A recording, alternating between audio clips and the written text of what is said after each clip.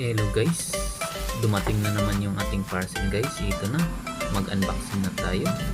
Simulan natin dito sa pinakamaliit hanggang doon sa pinakamalaki nating parcel. At ito na guys yung laman ng ating maliit na parcel. Napakaliit din na pyesa ng ating laptop. Yan, ito naman yung ikalawang pyesa nating nabili. Ano kayang laman ito?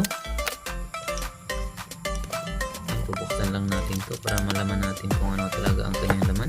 Ito nga pala yung laman niya. Ito ay frame ng cellphone.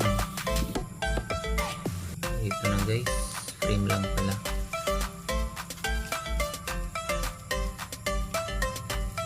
Frame. At ito nga yung pangatlo nating parcel. Malaki-laki yung lalagyan.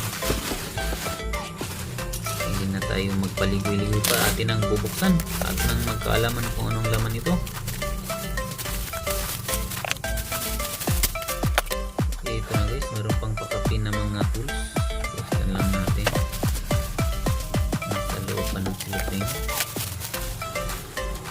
Ito na guys, no? Ito ang bad sa atin. Ito ay Oppo A53 na flex, charging flex. At ito yung LCD naman ng Vivo V5. Ito na guys yung pinakamalaki nating parcel. Ano kaya ang laman nito? Nag-order tayo guys ng laptop. So, check natin guys kung gaano kaganda ang laptop na ito. Ito na guys. Wow! Napakaganda ng laptop guys. Yan o. Kitang-kita nyo naman. Napakabago. Brand new talaga itong order natin na laptop. Wow! Pero ang dumating guys, ito. Bagong laptop. Yan.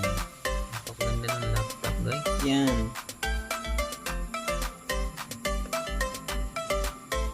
Pwede na to guys. Maganda to na laptop.